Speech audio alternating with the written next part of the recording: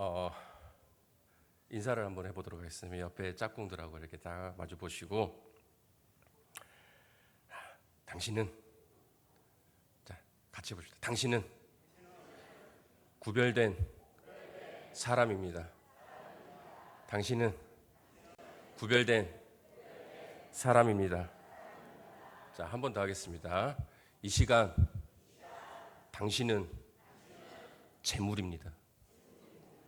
저보고 하지 마시고 저 재물 아닌. 옆에 짝꿍들을 보시고, 자, 당신은 이 시간 재물입니다. 예.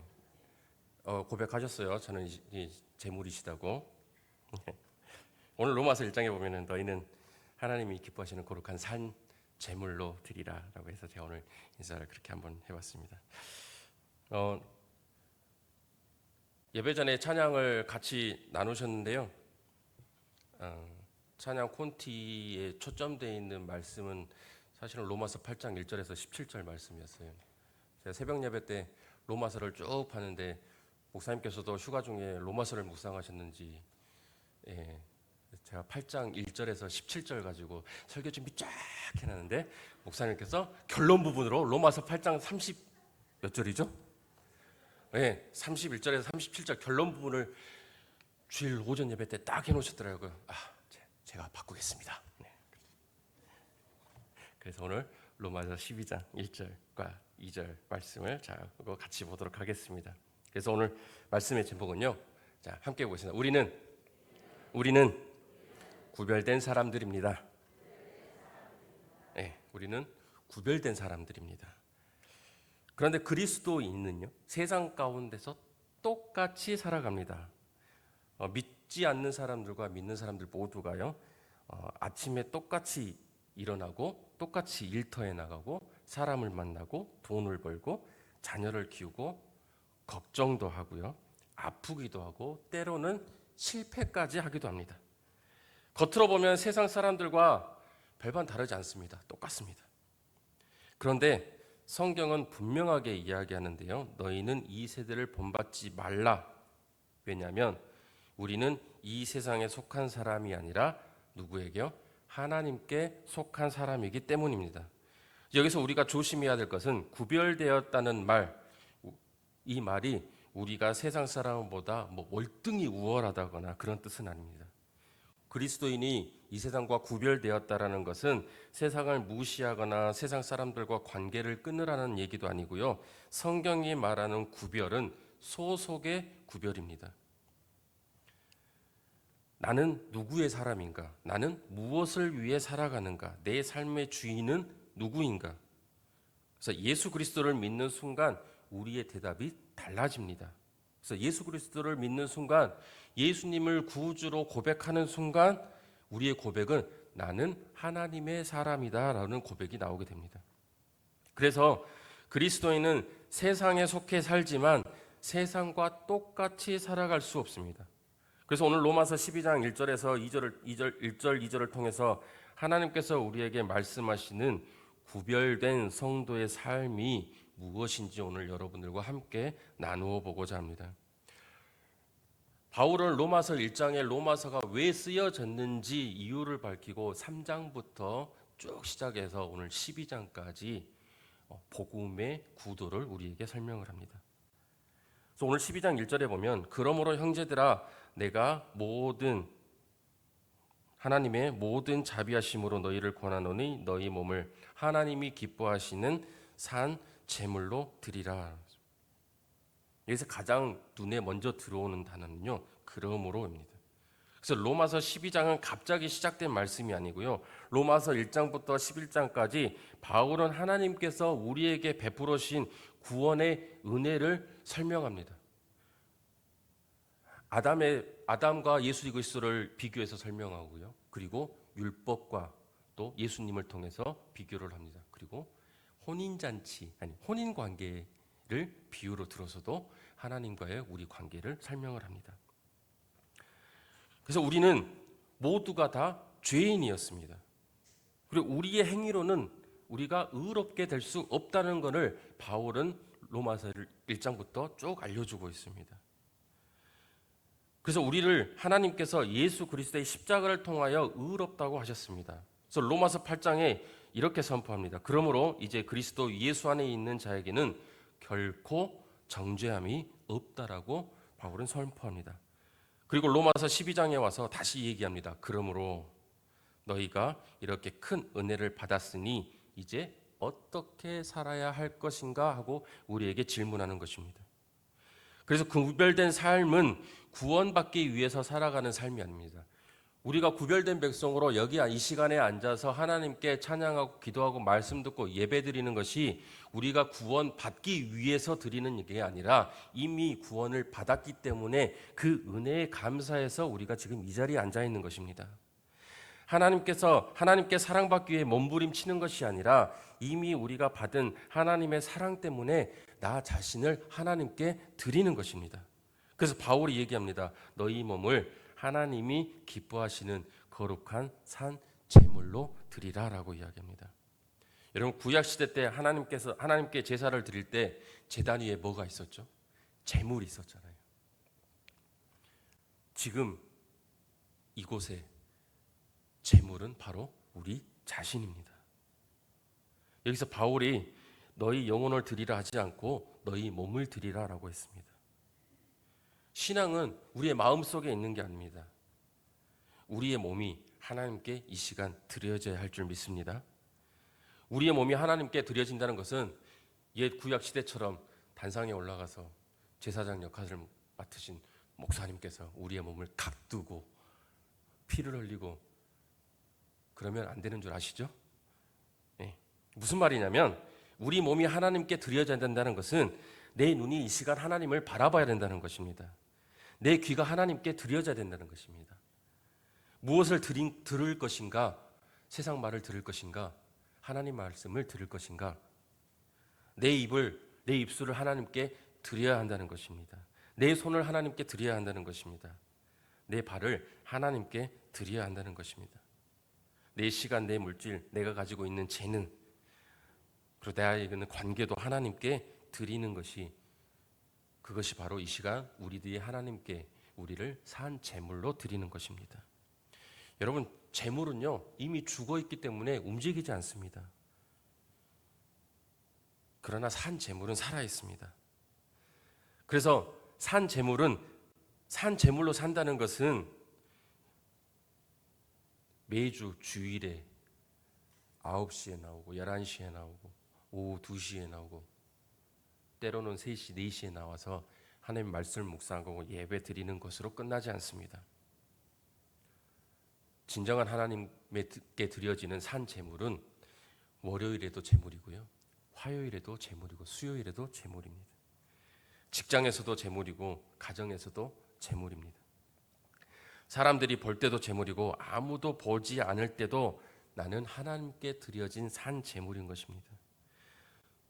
우리 보통 이렇게 이야기를 합니다. 우리는 종종 예배 드리러 교회 간다라고, 때로는 예배 보러 교회 간다라고 이야기합니다. 물론 맞죠. 예배는 눈으로 보여드리고 그리고 예배를 하나님께 드리기 때문입니다. 그러나 오늘 말씀은 여기서 한 걸음 더 나아가야 됩니다. 예배를 드리는 것이 아니라 내 삶 자체가 예배가 되어야 한다는 것입니다. 기뻐서 찬송할 때만 예배가 아니고요. 가정에서 가족에게 따뜻하게 말하는 것도 때로는 예배가 될 수 있습니다. 직장에서 정직하게 일하는 것도 때로는 예배가 될 수 있습니다. 누군가를 용서하는 것도 또 어려운 사람을 섬기는 것도 예배가 됩니다. 아무도 알아주지 않지만 맡겨진 일에 충성스럽게 감당하는 것도 하나님께 드려지는 예배입니다. 구별된 사람은 장소가 달라지는 사람이 아니라 삶의 주인이 달라진 사람입니다. 그래서 여러분 매일 아침 이렇게 한번 기도해 보시기 바랍니다. 주님, 오늘 제 몸을 주님께 드립니다. 제 눈을 사용해 주시고 제 입을 사용해 주시고 제 손과 발을 사용해 주십시오. 그리고 오늘 하루 제 삶이 하나님께서 기뻐하시는 예배가 되게 해 주십시오라고 아침에 눈 뜨면서 아이고 하지 마시고 기도해 보시기 바랍니다. 이렇게 살아가는 사람이 구별된 사람입니다. 그런데 구별된 사람은요 또 한 가지 지켜야 될 게 있는데 이 세대를 따라가서는 안 됩니다. 본받지 않아야 됩니다. 2절의 첫 부분에 너희는 이 세대를 본받지 말고, 여기서 본받는다는 것은 세상의 틀과 모양에 맞추어진다는 의미를 가지고 있습니다. 세상은 우리를 끊임없이 자기의 모양대로 만들어 가려고 합니다. 저희 마음에 소근소근해서 다른 사람들도 주일날 교회 안 가. 그러니까 예배 드리지 않아도 돼. 찬양하지 않아도 돼. 기도하지 않아도 돼. 속삭입니다. 남들처럼 살면 되지. 뭐 주일에 시간 맞춰서 교회 가려고 하니. 남들보다 더 가져야 돼. 더 욕심을 가져. 그래서 너 손해보면 바보다. 당신은 손해보면 바보야. 다 필요 없어. 나에게 잘하는 사람만, 그 사람에게만 잘하면 돼. 왜? 가는 말이 고와야 오는 말이 곱잖아. 괜찮아. 성공하면 모든 것이 다 좋아져. 사람들이 알아주어야 당신의 삶이 가치 있는 인생이야 라고 이야기합니다. 그래서 우리가 정신을 차리지 않으면 이런 가치들이, 세상의 가치들이 너무도 자연스럽게 우리의 마음속으로 들어옵니다. 그러다 보면 교회에서는 하나님을 믿지만 세상에서는 세상의 방식대로 살아갑니다. 입술로는 주님이 나의 주인입니다라고 고백하면서 실제 선택에서는 돈이 주인이 될 수 있습니다. 하나님을 사랑한다고 찬양하면서 하나님의 사람의 평가 때문에 하루 종일 우리의 삶이, 우리의 마음이 흔들릴 수 있습니다. 하나님, 저의 자녀를 하나님께 맡겨드립니다 해놓고 성적 떨어질 때마다 걱정하시죠. 저놈 시키 기도도 안 하고 공부도 안 하고. 하나님, 저희 아들 딸 하나님께 맡겨드립니다. 그렇게 기도하셔놓고 아이들의 행동 하나하나에 화딱지가 오르고, 그렇게 기도하면서 모든 것을 내가 통제하지 못하면 불안해합니다. 저 또한 그렇습니다. 그리고 매일같이 저희 아들내미를 끌어안으며 아빠가 미안해 하기도 하고 그냥 말없이 엉덩이 또닥거려 주기도 하고. 그래서 바울은 단호하게 이야기합니다. 이 세대를 본받지 말라. 이 세대의 가치관의 기준에 너를 틀에 넣지 말라라고 이야기합니다. 세상을 떠나라는 것이 아닙니다. 예수님께서 제자들을 세상에 데려가 달라고 기도하신 것이 아니라 세상 가운데서 지켜달라고 기도하셨습니다. 우리는 세상 속에서 살아야 합니다. 그러나 중요한 것은 세상 속에서 살되 세상이 내 안에 들어와 나를 지배하게 해서는 안 됩니다. 배는 물 위에 있어야 합니다. 배가 물을 떠나가면 앞으로 나아갈 수가 없습니다. 물이 배 안으로 들어오기 시작하면 배는 가라앉습니다. 하나님의 백성, 거룩한 성도들도 마찬가지입니다. 세상 속으로 들어가야 됩니다. 그러나 세상의 가치가 우리 마음 속으로 들어와 우리의 생각과 선택을 지배하게 해서는 안 됩니다. 이게 구별입니다. 세상이 미워할 때, 세상이 보복할 때, 세상이 자기 이익만 계산할 때, 세상이 거짓을 통해서라도 이익을 얻으려 할 때, 세상이 네가 주인이다라고 말할 때 우리는 이렇게 고백해야 됩니다. 아니다. 예수님이 나의 주인이다. 이렇게 선포하는 삶을 살아가시기 바랍니다. 이것이 구별된 사람입니다. 우리는 세상과 다른 옷을 입어서 구별되는 것이 아닙니다. 제가 10대 때 어떤 목사님께 이런 예화를 설교 시간에 들은 적이 있어요. 어떤 목사님께서 정장을 쫙 들고 성경책 가방을 들고 길을 걸어가시고 계시는데 어떤 중년의 남성이 목사님께 이렇게 질문했답니다. 아저씨, 길 좀 여쭐게요.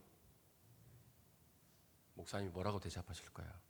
물어보세요 라고 하신 게 아니고 내가 목사인데 무슨 아저씨라고.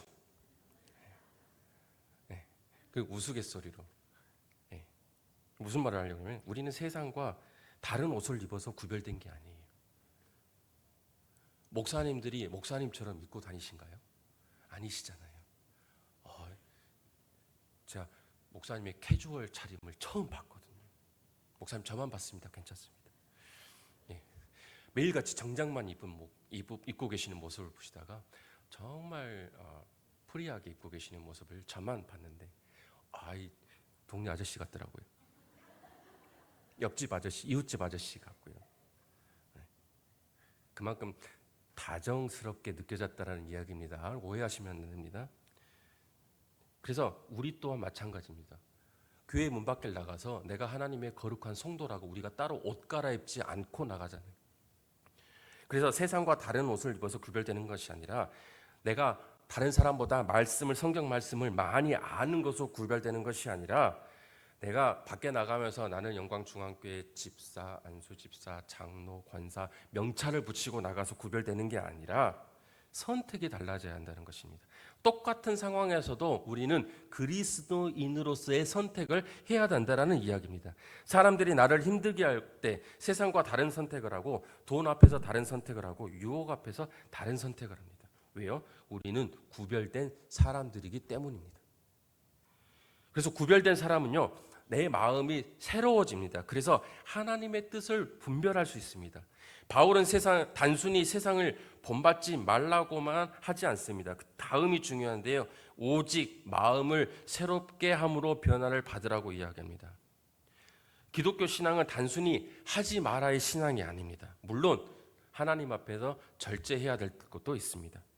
그러나 하나님께서 원하시는 것은 단순한 우리 삶의 행동을 바꾸는 교정이 아닙니다. 우리 마음의 변화입니다. 겉모습의 모양만 바꾸는 것이 아니라 내 안에 있는 마음이 새로워져야 한다는 것입니다. 왜요? 내 마음에서 삶이 나오기 때문입니다. 생각이 바뀌면 말이 바뀝니다. 생각이 바뀌면 행동도 바뀝니다. 생각이 바뀌면 관계가 바뀌고 선택이 바뀝니다. 그렇다면 우리의 마음은 무엇으로 새로워지는가요? 하나님의 말씀과 성령의 역사가 우리 마음 속에 있을 때 우리의 마음은 새로워집니다. 세상의 소리를 계속 들으면 세상처럼 생각하게 됩니다. 말씀을 계속 가까이 하면 하나님의 말씀을 배우게 됩니다. 그래서 말씀 묵상이 중요합니다. 성경을 읽는 것은 단순한 지식을 읽는 게 아닙니다. 하나님이 며칠째 뭐를 창조하셨고 며칠째 뭐를 창조하셨고 사람을 창조하시고 나서 어떻게 축복을 하셨는지 그것들을 깨달아가는 게 말씀 묵상이 아닙니다.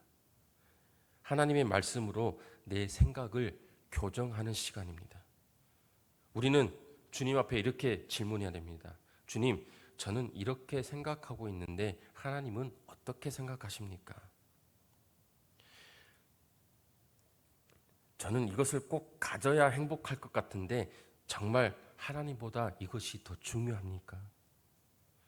이렇게 우리 마음속에서 질문을 계속하는 것이 우리의 마음을 새롭게 하는 과정입니다.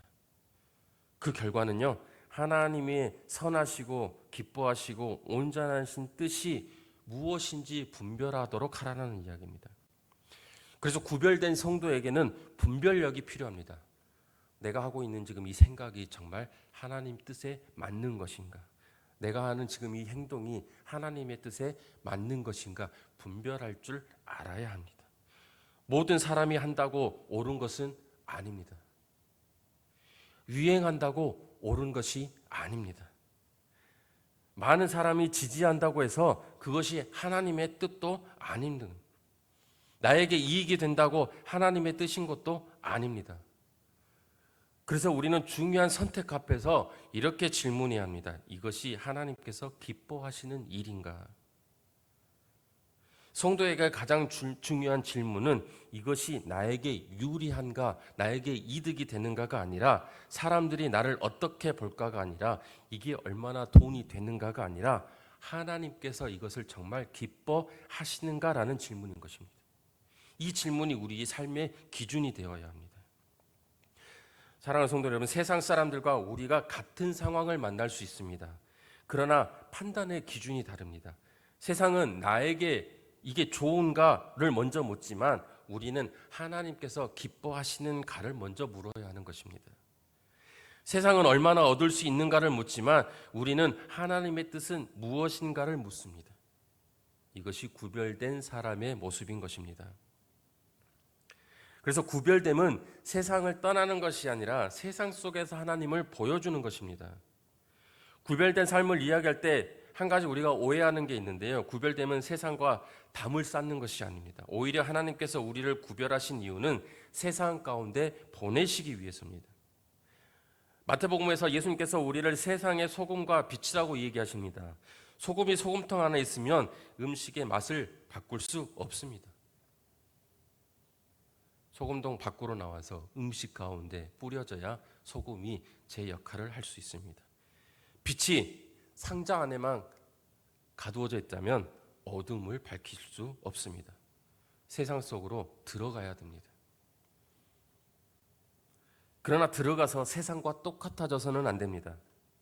이것이 교회의 사명이고 성도의 사명입니다. 우리 가정에서 구별된 사람이 되어야 합니다. 가족이 우리의 신앙을 가장 먼저 보아야 될 줄 압니다. 교회에서는 친절한데 집에서는 화를 낸다면 우리의 예배를 한번 되돌아봐야 합니다. 교회에서는 아멘을 잘하는데 가장 가까운 사람에게 상처 주는 말을 한다면 우리 삶을 돌아봐야 합니다. 우리는 직장에서도 구별돼야 되고 사람들이 보이지 않아도 구별돼야 됩니다. 맡겨진 일에 성실하고 다른 사람의 허물을 함부로 말하지 않고 사업장에서도 구별되고 또 이익 때문에 우리의 양심을 속이지 않아야 되고 교회에서도 마찬가지입니다. 내가 인정받기 위해 봉사하는 것이 아니라 하나님을 기쁘시게 하기 위해 섬기는 것입니다. 그래서 누가 알아주지 않아도 내 이름이 드러내지 않아도 내 생각과 다르더라도 교회 공동체를 사랑하고 봉사하고 섬기는 것입니다. 그때 사람들이 우리를 보면서 질문하게 됩니다. 저 사람은 왜 저렇게 살아갈까? 그 질문에 우리의 삶이 대답하는 것입니다. 나는 예수 그리스도께 속한 사람이기 때문이다. 저 사람은 왜 저렇게 살아갈까? 보니까 영광중앙교회 다닌다더라. 영광중앙교회 다니는 사람들은 역시 뭔가 다르다. 이것이 우리가 하는 전도입니다. 여러분, 나라는 사람은 누구의 사람입니까? 나는 누구의 사람입니까? 세상에 속한 사람입니까? 하나님의 사람입니까? 죄 가운데 속한 옛 사람입니까? 예수 그리스도를 만나서 새롭게 변한 새로운 사람입니까? 하나님께 속한 사람입니까? 우리는 예수 그리스도의 십자가의 은혜로 구원받았습니다. 죄의 종이었던 우리를 하나님께서 자녀 삼아 주셨습니다. 그래서 우리는 이전처럼 살아갈 수가 없습니다. 이미 우리는 구별된 사람들이기 때문입니다. 구별된 사람은 다른 게 아니라 자신의 몸을 하나님께 드립니다. 구별된 사람은 이 세대를 따르지 않습니다. 구별된 사람은 마음을 새롭게 해서 하나님의 뜻을 향하여 분별합니다. 그리고 구별된 사람은 세상을 피해 살아가는 사람이 아니라 세상 가운데서 내가 하나님의 사람이다. 하나님의 모습을 보여주며 살아가는 사람인 것입니다. 어쩌면 내일 아침 일어나면 우리의 환경이 달라지지 않고 똑같을 것입니다. 똑같은 가정, 똑같은 직장, 똑같은 사람, 똑같은 문제. 그러나 한 가지 달라질 수 있습니다. 그곳에 있는 내 자신이 오늘 말씀처럼 달라질 수 있습니다. 예전에 화를 냈던 상황, 내 이익만 생각했던 상황, 세상의 기준에 따라 결정했던 모든 상황들이 내가 지금 하나님께 속해 있다라고 구별된 삶을 인정한다면 모든 것은 바뀌는 것입니다. 이 작은 선택들이 모여서 구별된 삶이 됩니다. 여러분, 세상이 교회를 바라보며 가장 보고 싶어 하는 것은 화려한 건물이 아닙니다. 세상 사람들이 원하는 것은 정말 저 교회 다니는 사람들은 정말 예수님을 믿는 사람들이구나. 그래서 다르게 살아가는구나 라고 하는 모습을 세상 사람들은 보고 싶어 합니다. 우리 말에서, 우리 선택, 우리의 가정, 우리 일터, 우리의 돈을 사용하는 모습에서, 사람을 대하는 태도에서 예수님의 향기가 나타나기를 소망합니다. 오늘도 하나님께서 우리에게 말씀하십니다. 너희 몸을 하나님이 기뻐하시는 거룩한 산 제물로 드리라. 그리고 너희는 이 세대를 본받지 말고 오직 마음을 새롭게 함으로 변화를 받으라. 우리는 세상에 휩쓸려 살아가는 사람들이 아닙니다. 우리는 세상의 기준만으로 살아가는 사람들이 아닙니다. 우리는 하나님께 속한 사람들입니다. 우리는 구별된 사람들입니다. 이번 한 주간 여러분이 어디에 계시든지 간에, 어느 곳에 서 있든지 간에 이렇게 고백하시기를 바랍니다. 나는 하나님께 속한 사람입니다. 우리 함께 해볼까요? 나는 하나님께 속한 사람입니다. 내 삶의 주인은 예수 그리스도이십니다. 나는 이 세대를 본받지 않고 하나님의 뜻을 따라 살겠습니다. 이런 고백 가운데 우리의 예배가 교회 안에서 끝나지 않고 가정으로, 일터로, 이웃으로 이어지고 우리의 삶을 통해서 예수 그리스도의 향기가 이 영광 땅 곳곳에 흘러가는 그런 복된 한 주가 되기를 주님의 이름으로 축복합니다. 오늘